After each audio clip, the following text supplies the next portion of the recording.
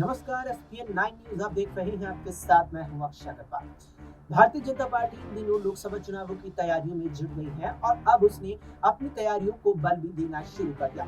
ऐसे में लोकसभा चुनावों की जब बात आती है तो एक पुरानी कहावत जहन में आती है कि दिल्ली का रास्ता लखनऊ से होकर गुजरता है।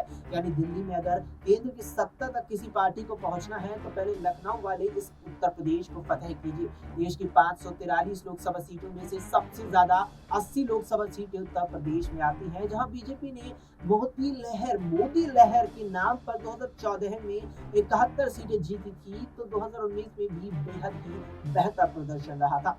ऐसी कड़ी में भारतीय जनता पार्टी ने अपने सहयोगी दलों के साथ उत्तर प्रदेश में 80 सीटें जीतने का लक्ष्य रखा है, लेकिन उसमें उनके सहयोगी दल और केंद्रीय मंत्री अनुप्रिया पटेल और उनकी पार्टी अपना दल सोनीलाल को बीजेपी ने महज 2 ही सीटें दी। इस पर अब अनुप्रिया पटेल काफी नाखुश नजर आ रही है। इस मामले पर जब एक कार्यक्रम से बाहर निकलते दौरान पत्रकारों से उनसे सवाल किया गया तो वे उनके इस सवाल पर सही से जवाब नहीं दे पाए और उसे टालते हुए बात घुमाती नजर आई। जरा देखिए उनका ये वीडियो। लोकसभा चुनाव आ गया है और एनडीए गठबंधन की मोदी जी के नेतृत्व में तीसरी बार हैट्रिक लगाने की पूरी तैयारी है।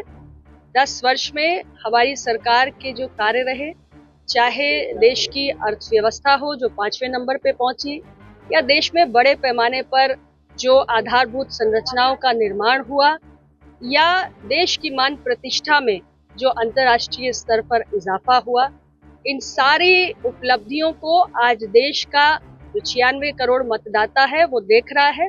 और हमें पूरा विश्वास है कि जब इस रिपोर्ट कार्ड के साथ हम देश की जनता के बीच में जा रहे हैं तो उनका अपार उत्साह, अपार जो उनकी ऊर्जा है वो हमें ये विश्वास दिला रही है कि तीसरी बार एनडीए सरकार, तीसरी बार मोदी सरकार। कितनी सीटें पा रहे हैं आप? अब सीटों की संख्या के फेर में मत पड़िए, कोई मुकाबले में है ही नहीं पूरे उत्तर प्रदेश में। और 4 जून को जब परिणाम आएंगे तो सबको अपने आप स्पष्ट हो जाएगा। आप किसी तरीके से हम अपनी सीट भी घोषित कर देंगे और फिलहाल आम जनमानस के बीच में संपर्क चल रहा है।